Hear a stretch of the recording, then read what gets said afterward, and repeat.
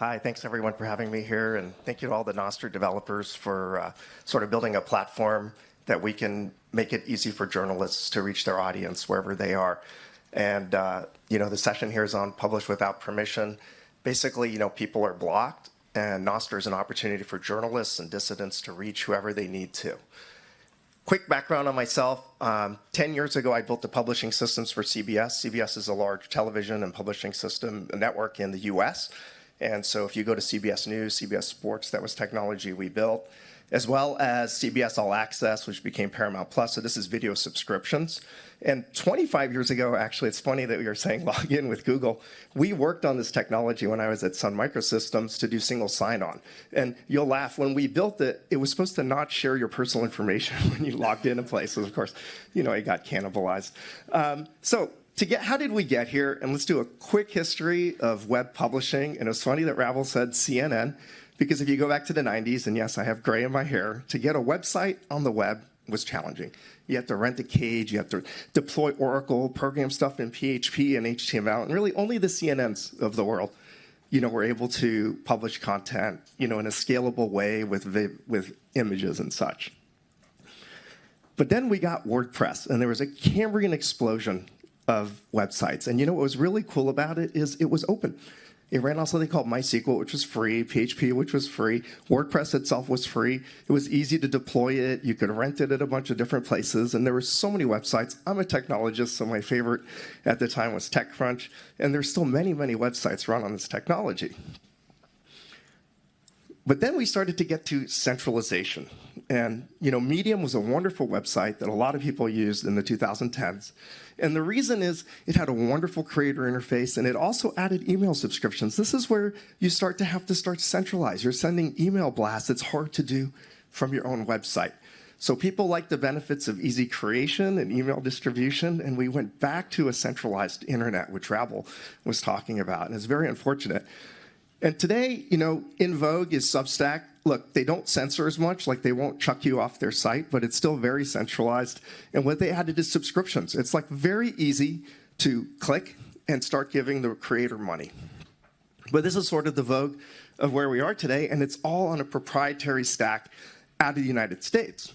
And the problem with that is all of the channels now can be easily censored.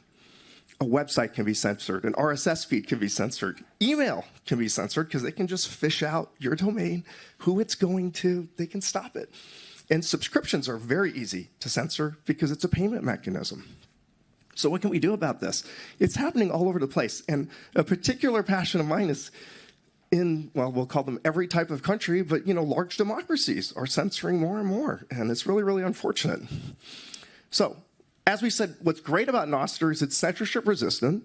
It's a network of relays, and any client can access any relay. It's very, very hard to stop, but it's hard to use, especially for a journalist. It's yet another channel to support, and the problem with that is, you already have to post here and there and everywhere, so it's very, very hard to do, and it does not have paid subscriptions, which is, journalists spend a lot of time, they're hiding, they're writing articles, they need a way of making money beyond just donations.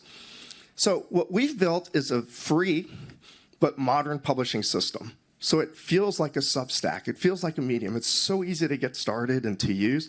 And we encourage you to come here, build a free account, or bring your existing Nostr account, and have a familiar interface to start publishing on top of Nostr.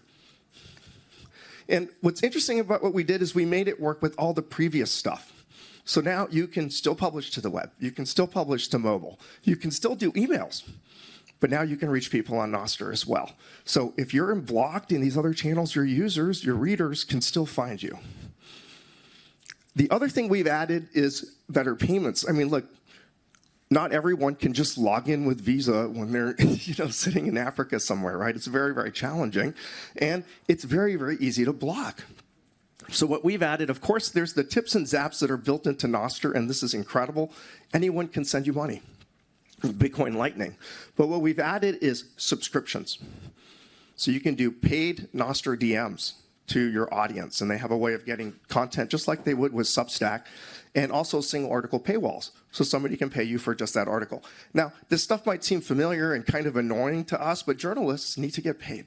They make valuable content. They're risking their lives in a lot of cases, risking a lot. and there should be a way to pay them directly in such a way that they can't be blocked. And, to accentuate what Pablo and Rabel were saying, whether you use our system, any system, you're not blocked. You own your content. You own your users. You own your subscribers. Look, our system makes it really easy, but you can sit there and send a Nostr DM to 50 people if you want, right? Or use a different system to do it. So the point is that you have this freedom of not getting blocked, but still get a professional interface. And with that, I want to leave you with a thought. We made a system that makes it very easy to take your existing content and move it to Nostr, so you can stay on the old stuff, and automatically through RSS and RSS sync, we can push your content to Nostr, and you can join us in the brave new world. So thank you so much for all your time.